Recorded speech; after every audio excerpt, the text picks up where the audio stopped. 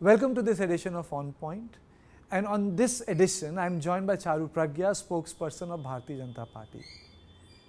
Our agenda is different today. Charu and me are going to talk about the new age movements, or the Gen Z movement, or the one which took place in Jantar Mantar. What is the big picture that has emerged out of it? And what does it mean for India? Thank you, Charu, for making time for News9. Thank you very much. And let me begin by asking you now in retrospect, what do you make of what happened in Jantar Mantar in those 72 hours? Was there any learning curve for you as an individual? And do you think that there is definitely another generation in this country which now people say is Gen Z? There's definitely a Gen Z. But there are different kinds of Gen Z. I don't think every single youngster needs to be painted alike. That is not what India is. Demographies change when region changes, when geography changes, when aspiration changes. For example, what a youngster in a village in India today is asking for may not be the same as the child of two parents who are employees in some big MNC living in Gurgaon. So I believe that first of all, calling everybody young Gen Z is not the way to go. If you want to understand them better, you need to allow them their independent space, their independent way of thinking, because every single young person was not at Jantar Mantar. Every single young person was also not on the streets days after that. I am mother to an 18-year-old kid today. He did not believe that going to Jantar Mantar was the only way to ask for accountability of the government. And that bit I agree with. You want accountability? Absolutely, I understand. Something went wrong in the country that needs to be corrected. Who's going to correct it? Who's the authority in charge? Which is the government in power? Absolutely, that bit I agree with. Ask for accountability.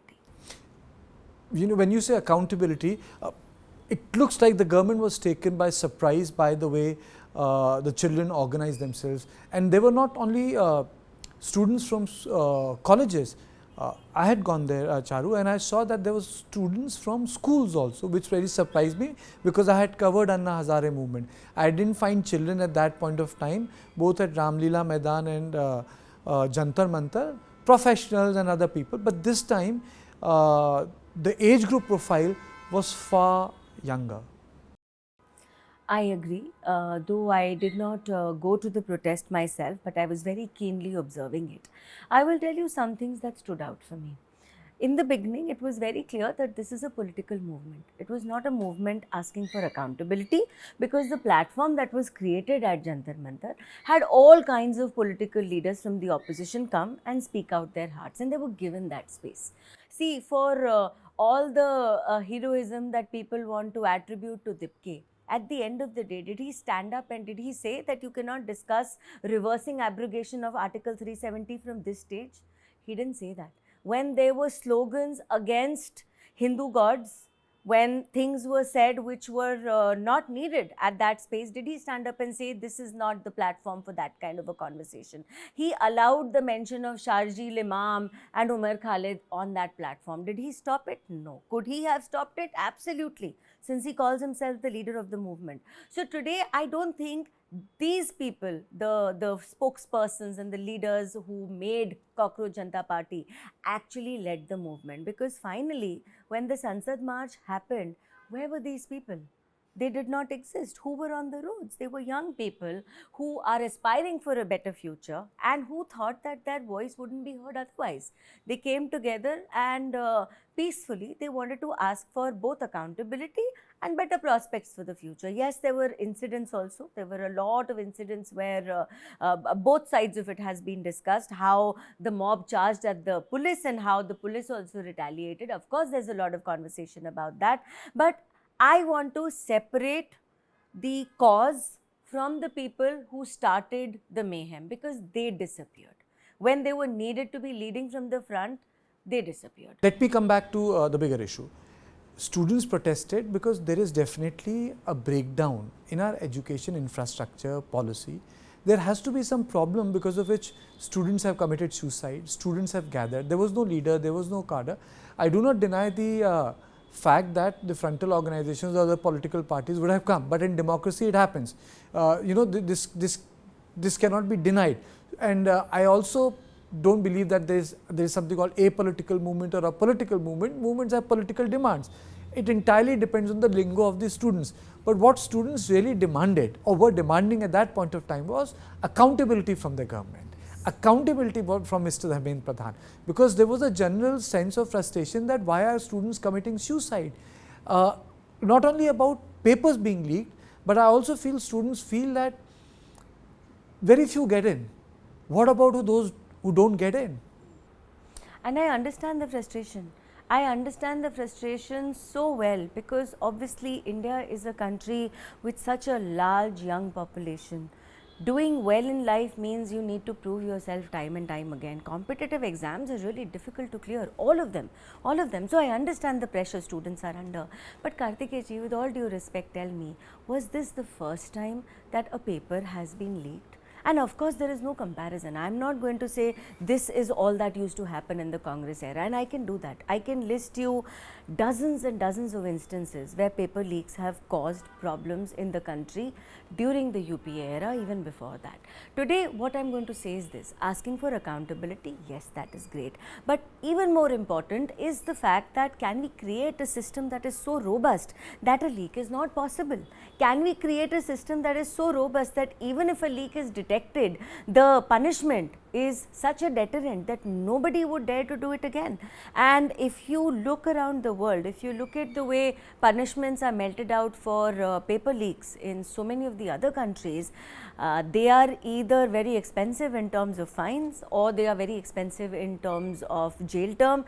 India has combined both.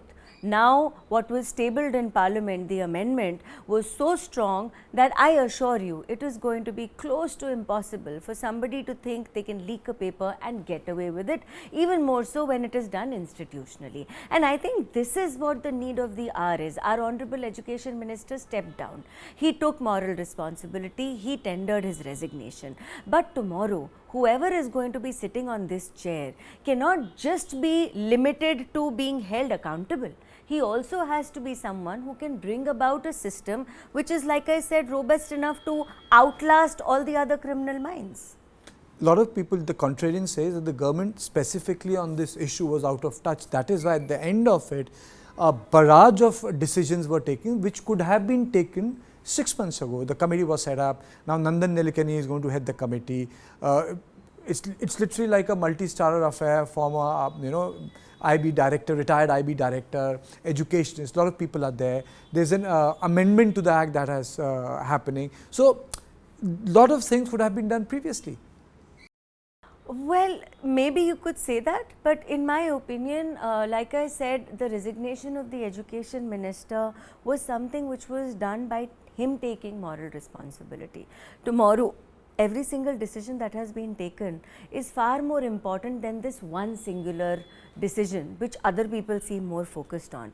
And the reforms had started long back. And I will say this, see, maybe they have been strengthened now with the amendment, maybe they have been improved now, but reform had started long back, because the systemic reform cannot happen overnight. You make a law, yes, but the law has to also become implementable. You make a law, but you have to also make sure that news of that trickles down all the way, and not just to the perpetrators of any particular crime, and I am saying this in a very generic way, even to those who are supposed to be catching people in this crime. And I think that is where a gap exists in our system. What the parliament legislates, it is fantastic, but it needs to percolate down to the grassroots level, so everybody is aware that communication has to become better and stronger. Maybe workshops have to be conducted, maybe there needs to be a space where legal issues are deciphered and explained better for the understanding of everyone. Why should something become as mainstream as this protest had become for us to even have a discussion on issues this critical? Why are we not even having this discussion otherwise? We're also talking about it now. We didn't talk about it in December. Before I come to the protest, there was a lot of criticism, at least from those who were protesting, that after his resignation, why was Mr. Pradhan given a hero's welcome in the parliament? He has been a leader of the Bharatiya Janata Party for his entire life. he has stood his ground firmly, with dignity, with devotion, doing his work with utmost care, with utmost honesty. And even in this situation, that is exactly what I was trying to say. You are holding just one person accountable for an entire system which has been in the making for decades.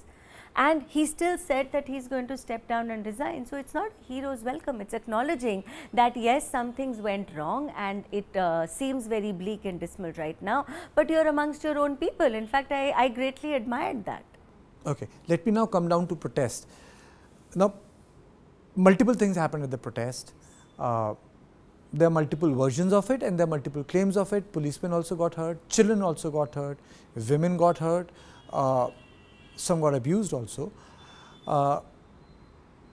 There are multiple narratives that no advance warning was given. Any policeman, any person who has served in the security would know that if you fire a pellet gun or if you take a strong measure, you need to make an announcement, you need to tell that now the charge is going to come. Do you think that the protest could have been handled differently, in less, or I would say in a softer way, if I may say that? There were hordes of people on the streets, and now we have CCTV footage which shows us that there was a charge by the crowd towards the barricades, towards the policemen who were merely doing their duty. And once this charge happened, after that maybe the lathi charge happened, and you can see this all on CCTV footages. You need to just break it down and look at it with the timestamp, because at the end of the day, when a clash happens, it's very difficult to separate fact from fiction. You know, like you said, there are multiple stories doing the rounds. But I want to say this, the police are there to protect its citizens. Are you going to stand there and allow people to storm into your parliament while it is in session?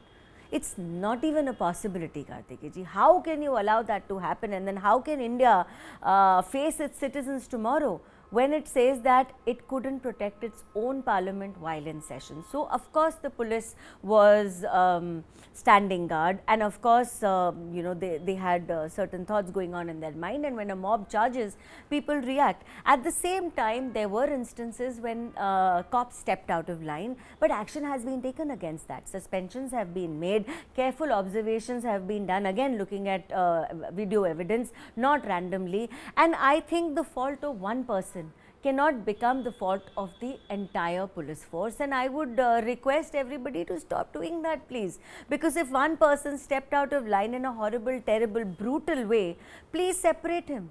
He is the bad apple. Do not equate his behavior to that of the entire police force, because that is what happens, right? One cop acted out of line and you say, अरे police ने तो बड़ी atrocity कर दी थी और सब बच्चों को मारा. एक इंसान की गलती, आप पूरी फोर्स की गलती प्लीज मत बनाइए. Do we really have to frame this protest from an ideological point of view? Can't we just see this protest as a spontaneous outburst of students who were feeling very, very upset over administrative failure? Agreed, but nobody is framing it as an ideological protest at all. The fact is that our Honorable Prime Minister spoke up at the end of the day, at midnight practically, because it was not an ideological protest. It is about the young of our own country asking for accountability from their own government, just waiting to be heard. And the minute they were heard, you saw everything just wrapped up, and it wrapped up very peacefully. What continued? It was outrage in Parliament the next day, because I think the political leaders felt lost. They thought that they could ride on a cause which is the people's cause, one thing you know, that the citizens of the country were asking for, and when that disappeared practically overnight with one word from their Prime Minister, they were just unhappy. They didn't know what else to do. They went back to Parliament the next morning, and they still wanted to stage a walkout because they were unsure of what they are supposed to do now. And that is where the problem lies. See, there is a government which listens to the people. There is a government which wants the betterment of this country in every way possible, not just education, in every way possible. When it is felt that what you are trying to do is not heard properly, the PM will communicate clearly, and he will make sure the people understand where he is coming from, and people do understand. And I think that was one takeaway from the entire protest. All it needed was for our leader to speak out with clarity and say that don't worry, I know what is happening, and I'm going to make sure no harm comes to you, and that is all that was needed. But your senior leadership has spoken with softness, but some of your first time MPs have used very hard words like Kangana, Ranaut, like gutter, for the Gen Z protesters. See, I don't want to comment on what she said. I would 100% attribute her comments to her personal self and not to the thought process of the party. Because me sitting here, I would take lead from what the Honorable Prime Minister has said. What Modi ji has said is the correct thing. And then also, like I said, see, we might be politicians, but we are citizens of the same country. We have the same concerns. We want our lives to be better. We want education to be better for our children. And we would align with anything which improves the standard of living in every way possible. So I think sometimes that gap exists because maybe people speak out in such a harsh way because they feel that will be heard more, or maybe people speak out because they have seen a part of something and not seen it in totality, and they have judged the entire protest looking at only that one part, and that part does exist. I am not going to deny the darkness that did exist. The Delhi police has talked about it, Delhi police has issued official statements, but at the same time, see, the larger message that the protest was trying to give to the government was that we are feeling unhappy with something, and the government heard that larger message and it responded in the same way. I think we are at a point now where we should let stray elements be on both sides. You know, you're part of the media department. Did you feel that there was a lagging at the tech curve from the party? Like when BJP came to power in 2014, I think it took entire opposition, maybe a big part of civil society by surprise on Twitter and WhatsApp. Subsequently in 2019 elections, the Facebook, on everything, when it came to the tech curve and its interaction with civil society, the BJP was ahead. Now, Prime Minister also has requested the ministers to be on Instagram, and suddenly this entire section of the class or the segment is on Insta. I mean, so you can treat it like an application, you can also treat it like a doorway into what a particular age group is thinking. Do you feel that this lag was there? What is your understanding of it? Because see, social media is definitely a very strong medium of communication, and I just said this some time back, that communication needs to be so strong that what you are saying in Parliament, it needs to trickle down to the grassroots level and simplified so that everybody understands it, and we need a medium for that. For the longest time, I think BJP has been that party which took up technology first, learnt it the fastest and applied it. But now algorithms are changing, the way social media platforms conduct themselves is changing. In 2014, 2019, there was no really such thing as putting in money to be seen on Instagram. I'm giving you an example, right? At that point of time when we opened our Instagram profiles, we would see who we followed, and if I didn't follow you, I wouldn't know what you are saying. Now it is more advertisements and lesser of what I would want to see myself, and all this has created a space for people to push their own agendas through, even using social media. And I will say this with absolute clarity, I see content I've got zero interest in, but Instagram pushes it towards me.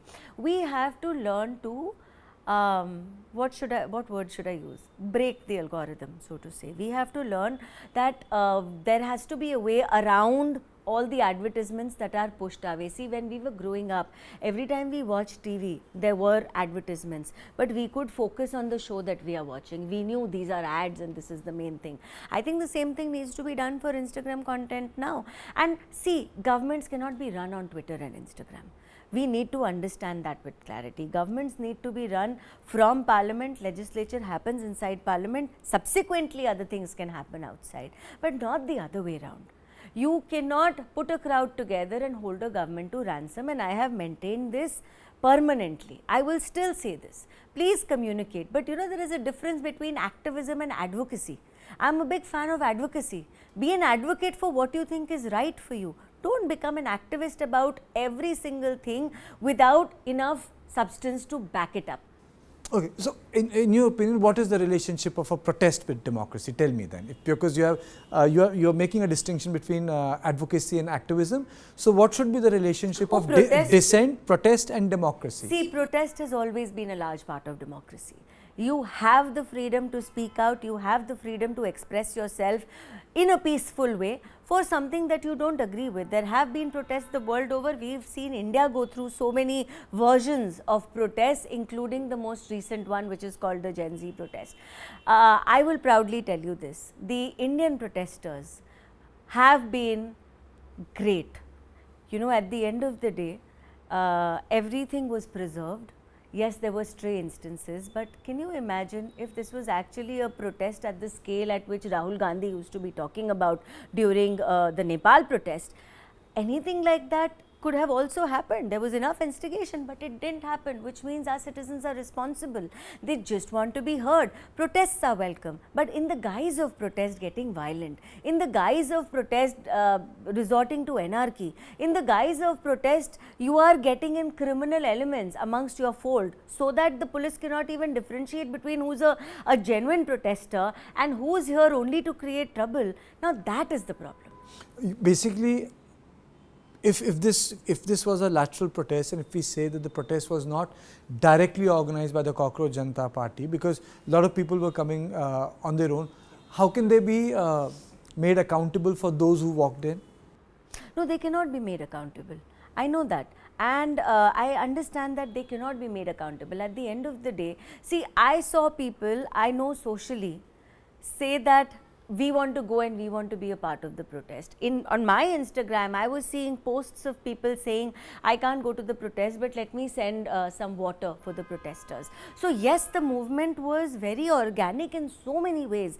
Yet at the same time, when you have suspended handles in the city, because those handles have been found to be operated by people who are of a criminal mindset, and the police has established that.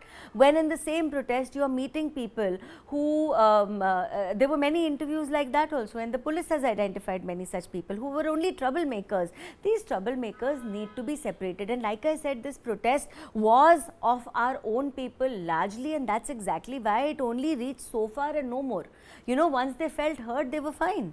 That is exactly what they needed. But you look at the political leadership, the next day they turn up in parliament and they were still causing a disruption.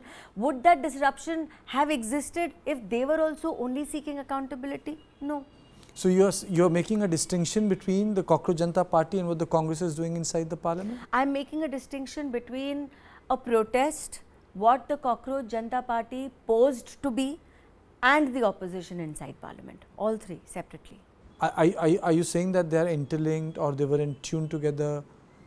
There was a rhythm? Cockroach Janata Party has become an offshoot of Aam Aadmi Party, because the leadership... Why do you say that? I say that because most of the leadership of Cockroach Janata Party is linked to Aam Aadmi Party one way or the other. They are people who were not even here when the agitation started in India. See, the NEET agitation didn't start with the Cockroach Janata Party. They rode on it, right? And also, when the Sansad March happened, where were all these leaders? So, of course, I am drawing that distinction, and I asked you with clarity, why did they not stop negative comments about other issues from not being spoken on their platform? They didn't do that. They allowed everybody to come along. They used whatever they could, whether it was resources, whether it was people, whether it was visibility, to make themselves look better in front of the people. But are people remembering them today, or are people today talking about a faceless youngster who managed to get the government to listen to him or her? But the same thing, you know, Charu, in 2012, 2013, a lot of UPA leaders would say that this India against corruption is being, you know, propped up by BJP and RSS. And they would say that, and privately some went public by saying that, but 80% of them said the same thing on off-record briefings. No, they are doing it because, you know, they can't attack us directly. So maybe, you know, some antics of politics remains the same, and I'm saying this tongue in cheek, right? There is going to be disruption. It doesn't matter what side of the parliament you sit on. There is going to be some amount of name calling from both the sides. All of that exists. But at the end of the day, no, I firmly believe that this government time and time again has taken decisions, has worked in a way that no other government has in the past, and that is because we genuinely have our ear to the ground. That is because we genuinely listen to what the people of this country need, and that is what is taking us forward. See, if you look at Prime Minister Modi, this is his third term. In his third term, if he can issue a statement and go to a level where over 300 million people watch that statement, I think overnight, or was the number even greater?